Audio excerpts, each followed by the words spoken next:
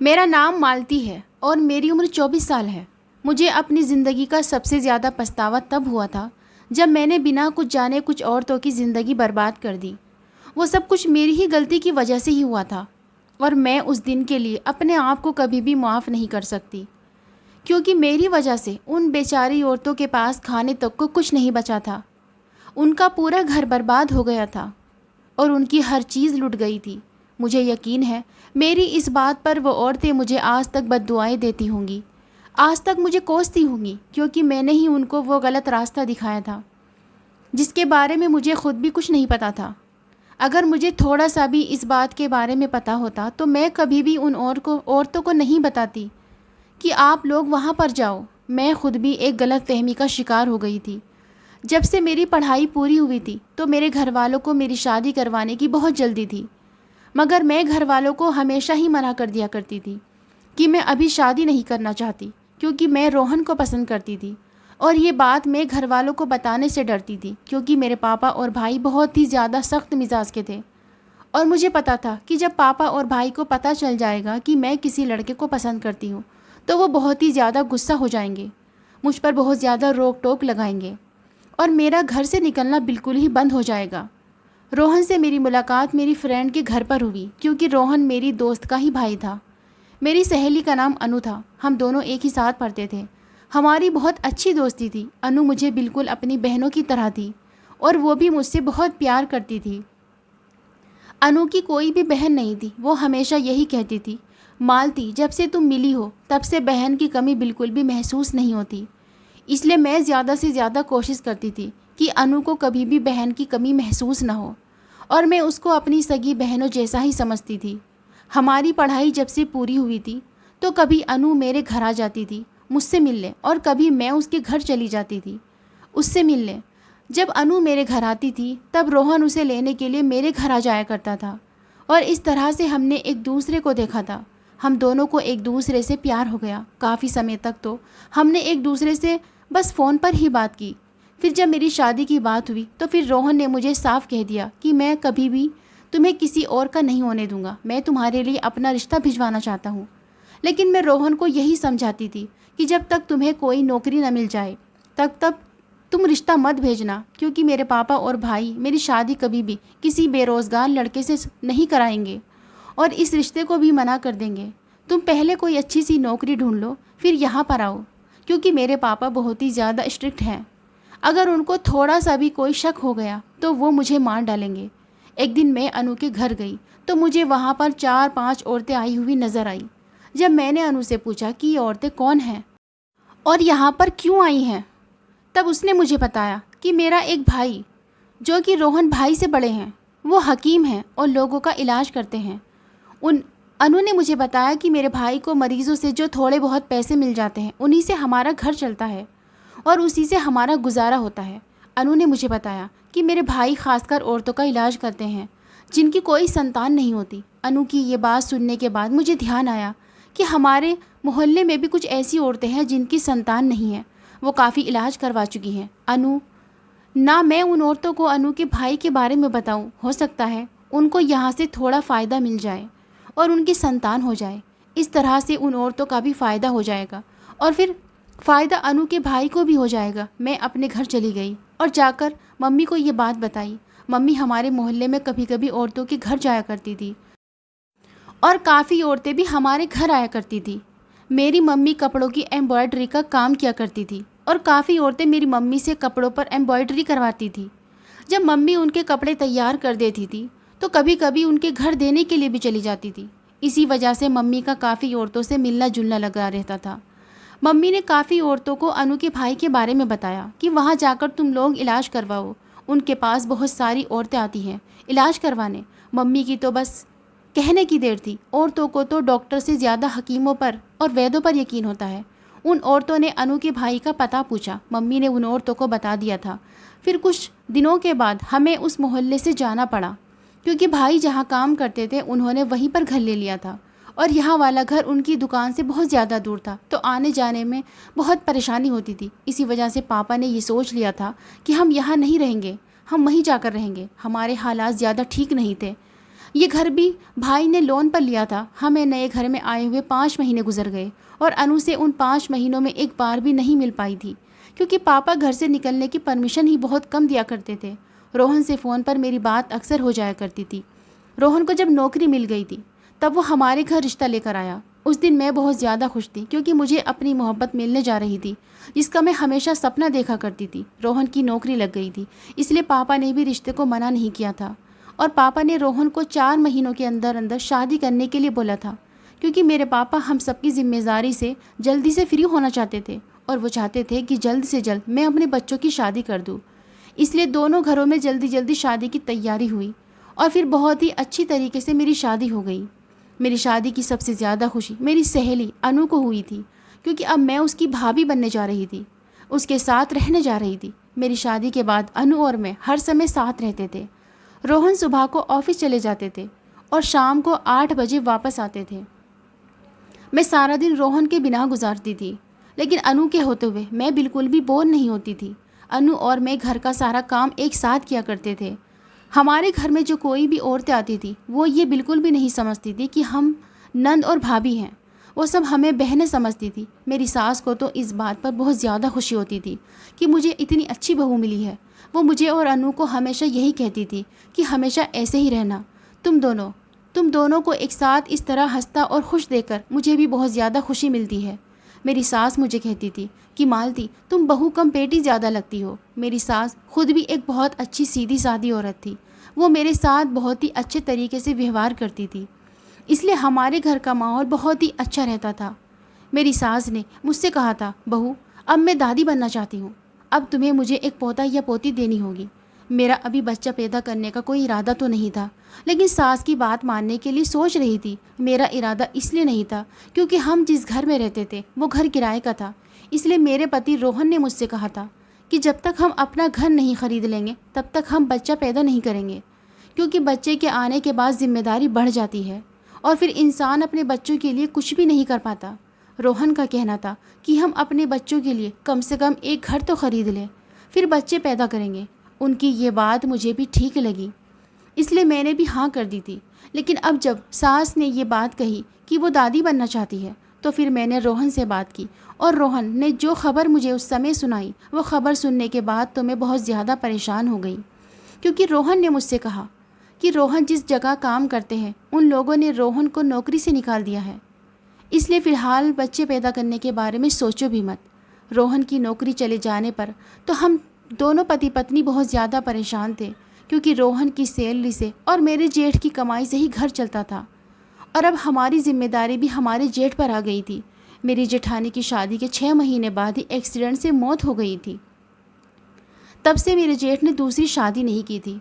मेरे जेठ काफ़ी अच्छे खासे पैसे कमा लेते थे, इसलिए उन्होंने कभी भी हमें खुद पर बोझ नहीं समझा था। मेरे जेठ की पहले तो एक छोटी सी दुकान थी, लेकिन अब उन्होंने घर में ही एक छोटा सा अस्पताल बना लिया था, जहाँ पर वो औरतों का इलाज किया करते थे। काफ़ी औरतें उनके पास इलाज करवाने के लिए आती थी और मेरे जेठ दिन ब दिन अमीर होते जा रहे थे। मेरे जेठ की कमाई के पैसों से हमने अपना एक घर ख़रीद लिया था और मेरी सास ने अनु की शादी के लिए काफ़ी सारे जेवर भी बना दिए थे।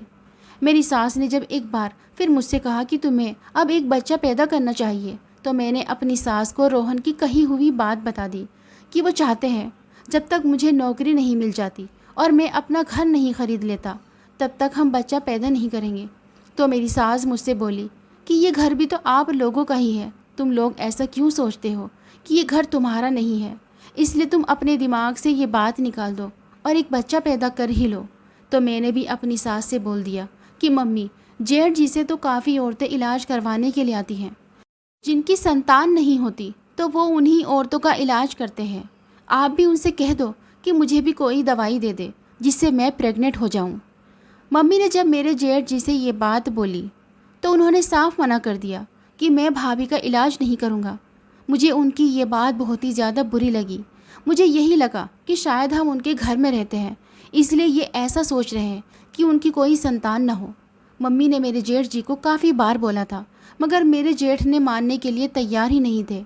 इस बात पर मुझे कुछ शक होने लगा और मैंने आने वाली औरतों से पूछना शुरू किया, क्योंकि हमारे घर में एक कमरा बना हुआ था जहाँ पर मेरे जेठ औरतों का इलाज करते थे और उस कमरे में जाने की किसी को भी परमिशन नहीं होती थी।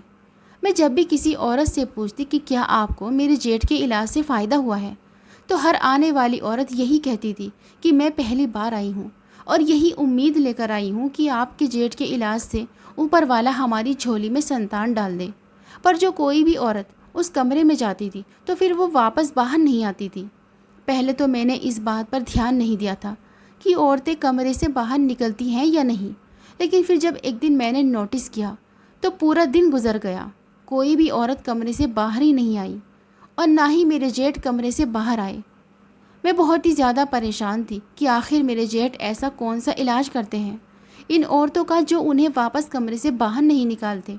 मैंने अपनी सास से भी इस बारे में बात की, पर उन्होंने मेरी बात पर ध्यान नहीं दिया और मुझे बस यही कहकर टाल दिया कि इलाज करवाने आती हैं, इसलिए थोड़ा बहुत टाइम तो लगेगा क्योंकि काफ़ी भीड़ लगी रहती है और लोगों को टाइम देने में मेरे बेटे को बहुत ज़्यादा समय लग जाता है। उसे तो अपने खाने पीने तक की परवाह नहीं होती। मैंने अपनी सास के साथ इस बारे में और ज़्यादा ज़िद नहीं की क्योंकि मैं उन्हें ये क्लियर नहीं बता सकती थी कि मुझे उनके बेटे पर शक हो रहा है। ये बात मैं उन्हें कैसे कह सकती थी, इसलिए मैंने सोचा खुद ही इस बात का पता लगाऊं क्योंकि मैं अपने शक को दूर करना चाहती थी।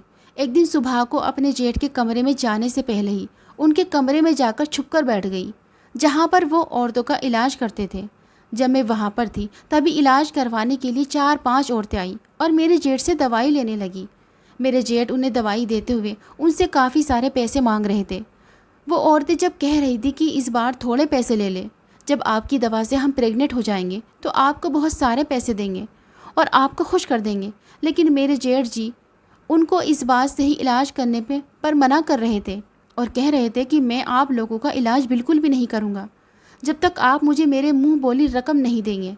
मुझे अपने जेठ की ये बात बिल्कुल ठीक नहीं लग रही थी। इस समय मैंने ये सोच लिया था कि इस तरह से करके ये इतनी जल्दी इतने अमीर बन गए हैं और अपना घर और गाड़ी ख़रीद ली है। फिर मैंने सोचा शायद मेरे जेठ के इलाज में इतना ज़्यादा असर है, इसलिए तो ये औरतें इतने ज़्यादा पैसे देकर जाती हैं, वरना तो कोई इतने पैसे किसी को क्यों देता है। मुझे तो बहुत ज़्यादा हैरत हुई जब मैंने देखा कि मेरे जेठ के उस कमरे में एक और पीछे से दरवाज़ा बना हुआ था। वो औरत जिसे दरवाजे से आती थी, मेरे जेठ उस दरवाजे से उनको वापस जाने नहीं देते थे और उनको पीछे के दरवाजे से जाने के लिए बोलते थे। मुझे ये बात बिल्कुल भी समझ में नहीं आई। मुझे दाल में कुछ काला लग रहा था। मेरे जेठ वहाँ पर बैठे थे और अब मुझे उस कमरे से निकलने में मुश्किल हो रही थी क्योंकि मैं छुप कर बैठी हुई थी और जब तक मेरे जेठ वहाँ से चले नहीं जाते तब तक मैं उस कमरे से निकल नहीं पाती। जब मैं वहीं पर ही थी तब वहाँ पर एक औरत आई और मेरे जेठ के साथ झगड़ने लगी। वो मुझे जानी पहचानी लग रही थी।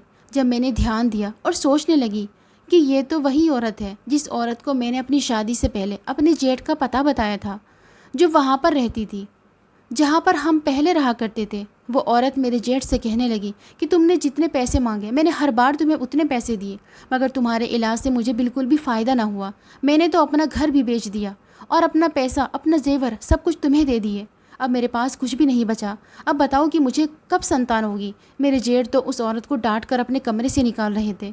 वो औरत मेरे जेठ को धमकियाँ दे रही थी कि मैं तुम्हारी सच्चाई सबको बता दूंगी, तुम्हें बदनाम कर दूंगी। वो औरत बहुत ज़्यादा रो रही थी। वो कह रही थी कि मेरे पति मुझे अब घर से निकाल रहे हैं, वो मुझे डाइवोर्स दे रहे हैं। मैंने उन्हें पक्का यकीन दिलाया था कि इस हकीम की दवाई से मुझे ज़रूर संतान हो जाएगी।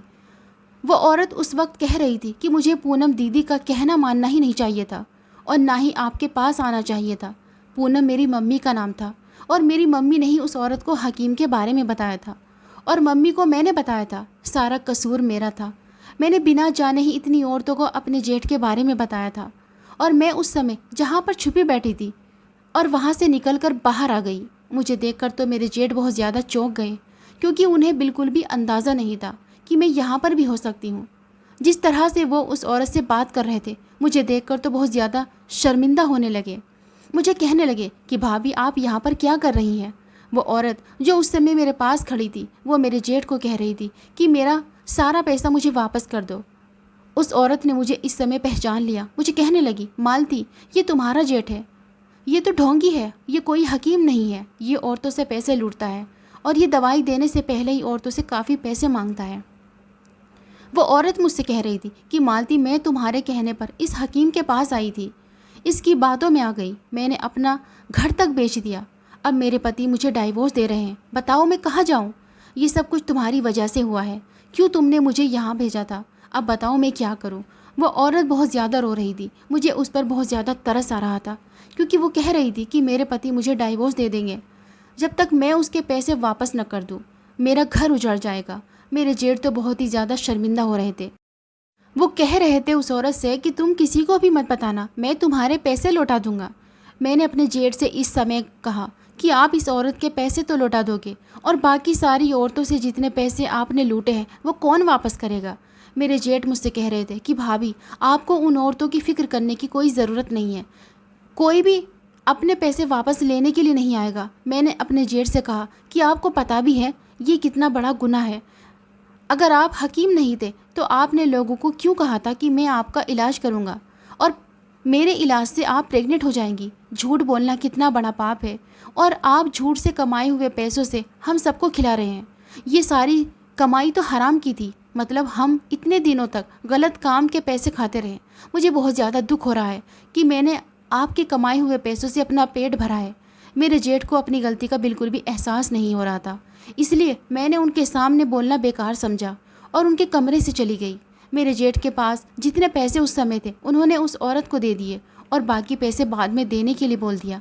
मैंने अपने पति से बात कर ली और उनको अपने जेठ के बारे में सब कुछ बता दिया।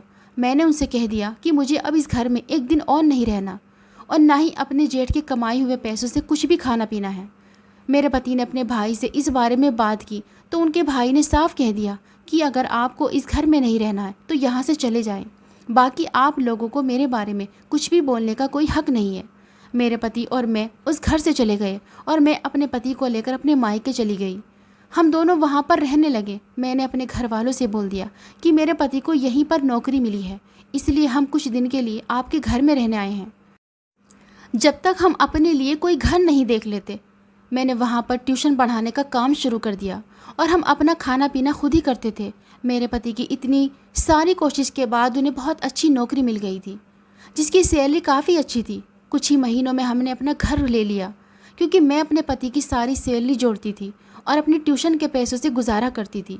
मेरे पति मुझसे कहते थे कि ये सब कुछ तुम्हारी मेहनत की वजह से हुआ है, अगर तुम मेरा साथ नहीं देती तो हम कभी भी अपना घर नहीं खरीद पाते। घर खरीदने के बाद मैंने अपना इलाज एक अच्छे डॉक्टर से करवाया था, जिसके इलाज के बाद 3 महीने में ही मैं प्रेग्नेंट हो गई थी और इस बात की मुझे बहुत ज़्यादा खुशी हुई थी। मैं मिठाई लेकर अपनी सास के पास भी गई, उनको भी खबर सुनकर बहुत ज़्यादा खुशी मिली थी। मैंने अपनी सास को अपने साथ रहने के लिए भी बोला था, लेकिन वो कहती थी कि अनु अभी कुंवारी है और मेरे बड़े बेटे की दुल्हन नहीं है, वो अकेला कैसे रहेगा? जब तक इन दोनों की शादी नहीं हो जाती मैं यहीं पर रहूँगी, जब शादी हो जाएगी तो तुम्हारे पास आ जाऊँगी, तो कभी यहाँ पर आ जाया करूँगी। मुझे जब 7वां महीना शुरू हुआ तो अनु और मेरी सास हमारे घर आई। मेरी सास को देखकर तो मुझे बहुत ज़्यादा खुशी होने लगी। मेरी सास उस समय पहली बार हमारे घर आई थी और काफ़ी ज़्यादा परेशान नज़र आ रही थी। मैंने जब उनसे उनकी परेशानी की वजह मालूम करने की कोशिश की तो उन्होंने मुझे बताया कि मेरे बड़े बेटे का कारोबार अब बिल्कुल बंद होने लगा है और हमारे घर में तो अब खाने के लिए भी कुछ नहीं है। यह खबर सुनने के बाद मैं समझ गई उनके झूठे हकीम होने की खबर शायद सबको हो गई है और मुझे इस बात से काफ़ी खुशी मिली। अब काफ़ी गरीब लोग लुटने से बच जाएंगे, क्योंकि मैं यही चाहती थी कि मेरे जेठ गरीब लोगों को अपनी बातों में फंसाकर पैसे न ले। मेरी सास और मेरी ननद अब हमारे साथ ही रहने लगी थी, लेकिन मेरे जेठ मेरे घर एक बार भी नहीं आए थे। मेरे पति को कुछ लोगों से पता चला था कि मेरे जेठ अपना घर बेच रहे हैं। जब मेरे पति ने अपने भाई से जाकर पूछा कि तुम अपना घर बेच रहे हो, तो मेरे जेठ बहुत ज़्यादा रोने लगे, कहने लगे कि मैंने आज तक जितने लोगों से पैसे लिए हैं अब बहुत ज़्यादा लोग मुझसे पैसे लेने के लिए आ रहे हैं, मेरे पास तो अब कुछ भी नहीं बचा मैं उनको पैसे वापस कर सकूं। मेरे जेठ अपने भाई से बोल रहे थे कि मैं अब कहाँ जाऊंगा, अब तो मुझे पुलिस पकड़ कर ले जाएगी, मुझे बचा लो, मैं अपने किए पर बहुत ज़्यादा पछता रहा हूँ, मुझे झूठ नहीं बोलना चाहिए था। मेरे जेठ बहुत ज़्यादा डरे हुए थे, क्योंकि काफ़ी लोगों ने उनको इस बात की भी धमकी दी थी कि वो पुलिस में जाकर उसके खिलाफ़ रिपोर्ट करवाएंगे कि उन्होंने लोगों से झूठ बोलकर पैसे लूटे हैं। मेरे पति ने अपने भाई का मुश्किल वक्त में बहुत ज़्यादा साथ दिया था। मेरे पति ने अपने भाई को बोला था कि तुम घर मत बेचो, मेरे पास जितने भी पैसे हैं मैं तुम्हारी मदद करूँगा और धीरे धीरे तुम पर जितना भी कर्ज होगा मैं सब चुका दूँगा। लेकिन ऐसा होना पॉसिबल नहीं था क्योंकि पैसे बहुत ज़्यादा थे जो कि घर बेच कर ही चुकाए जा सकते थे। मेरे जेठ ने अपना घर बेच दिया, काफ़ी लोगों को उनके पैसे वापस कर दिए, जबकि बहुत सारे लोगों से माफ़ी भी मांगी थी। मेरे पति अपने भाई को लेकर अपने घर आ गए थे और मेरे जेठ अपनी नज़रों में बहुत ज़्यादा शर्मिंदा हो रहे थे क्योंकि उन्होंने मेरे साथ बहुत ज़्यादा बहस की थी। मुझे कहा था कि आपको मेरे मामले में पड़ने की ज़रूरत नहीं है, लेकिन मैंने अपने जेठ को हिम्मत करने के लिए बोला था और बोला था कि अच्छी कमाई में बहुत सुकून होता है, चाहे वो थोड़े से ही क्यों ना हो, तब भी अच्छे से गुजारा हो जाता है और ना ही उनको वापस करने की कोई फ़िक्र रहती है। आज आपकी जितनी बदनामी हो रही है, अगर आप ये कदम ना उठाते और झूठ बोलकर पैसे न कमाते तो शायद आपकी थोड़ी बहुत इज्जत रह जाती। मेरे जेठ बहुत ज़्यादा पछता रहे थे, शर्मसार हो रहे थे। अब सब लोग हमारे घर में रहने लगे थे। मेरे पति जिस कंपनी में काम करते थे वहीं पर अपने भाई को भी नौकरी दिलवा दी थी और बाकी जितने लोगों के पैसे रह गए थे धीरे धीरे करके सबके पैसे वापस कर दिए। अब मेरे जेठ के पास किसी भी औरत के पैसे नहीं थे। दोनों भाइयों ने मिलकर बहुत ही अच्छे तरीके से बहन की शादी की और भाई होने का फ़र्ज़ निभाया था। अनु की शादी की खुशी मुझे बहुत ही ज़्यादा हुई थी, लेकिन मुझे इस बात का दुख भी हुआ था क्योंकि वो मुझसे दूर जा रही थी। अनु की शादी वाले दिन हम दोनों सहेलियाँ गले लगकर बहुत ज़्यादा रोए थे। मेरे पति और मेरे जेठ अब दोनों ही नौकरी करते थे और अब हमारा बहुत अच्छे से घर चलता था। इस बात से मैं बहुत ज़्यादा खुश थी कि दोनों भाई एक साथ रहते हैं, पर मेरी सास को बहुत ज़्यादा फिक्र रहती थी कि अब मेरे बेटे से कोई शादी नहीं करेगा क्योंकि अब तो वो इतना ज़्यादा बदनाम हो गया है, कोई उसे अपनी बेटी देना पसंद नहीं करेगा। मैंने अपनी सास की ये परेशानी भी ख़त्म कर दी और अपनी मम्मी की दोस्त से उनकी बेटी का रिश्ता अपने जेठ के लिए मांगा क्योंकि मैं अपने घर में बहुत ज़्यादा खुश थी और अपने मायके में कभी भी अपने ससुराल की कोई भी शिकायत नहीं की थी। इसलिए मेरी मम्मी की दोस्त को रिश्ता देने में कोई भी एतराज़ नहीं था और फिर मैंने उनकी शादी अपने जेठ के साथ करवा दी। अब हम दोनों देवरानी चिठानी साथ रहते हैं और दिल जान से अपनी सास की खिदमत करते थे। हमारी सास हमें बदले में बहुत दुआएं देती थी और हमें कहती थी कि तुम दोनों मेरी बहुएं नहीं हो, मेरी बेटियां हैं। और फिर हम बहुत ही अच्छी ज़िंदगी गुजारने लगे। दोस्तों, इस कहानी को लेकर आपकी क्या राय है कमेंट बॉक्स में ज़रूर बताइए। अगर आपको हमारी आज की कहानी पसंद आई है तो इसे लाइक करें और अपने दोस्तों के साथ शेयर करें और चैनल पर नए हैं तो प्लीज़ चैनल को ज़रूर सब्सक्राइब करें।